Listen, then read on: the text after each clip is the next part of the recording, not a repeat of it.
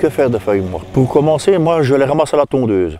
En même temps, ça me tombe les pelouses pour une dernière fois et j'ai un excellent mélange d'herbes et de feuilles. Feuilles hachées par ma tondeuse évidemment. Et alors ces herbes et ces feuilles mortes, je les prends, j'en fais un beau tas comme ici. Voilà. Que va-t-il se passer? Ça va chauffer, ça va se décomposer et ça va nous donner un excellent terreau. Certes, pour avoir ce terreau, il faudra 2 ans, mais la première année, nous avons déjà un très bon compost.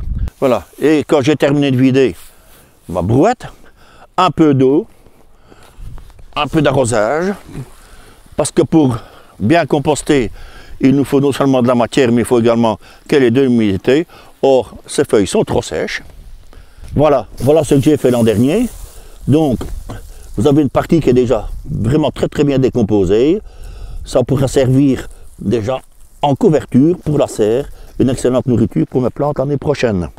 Si maintenant je laisse aller encore un peu plus longtemps, je vais avoir vraiment un véritable terreau de feuilles d'une richesse exceptionnelle. L'autre utilisation, c'est également la couverture de sol. Protéger notre sol tout en le nourrissant. Alors la première chose à faire, c'est d'enlever les dernières adventices qui traînent. Vous voyez, elles viennent assez facilement. J'aurai un sol assez propre. Il ne sera pas envahi grâce à ma couverture, qui ne sera pas envahi du tout. Et au printemps, je vais retrouver ce sol tout à fait propre.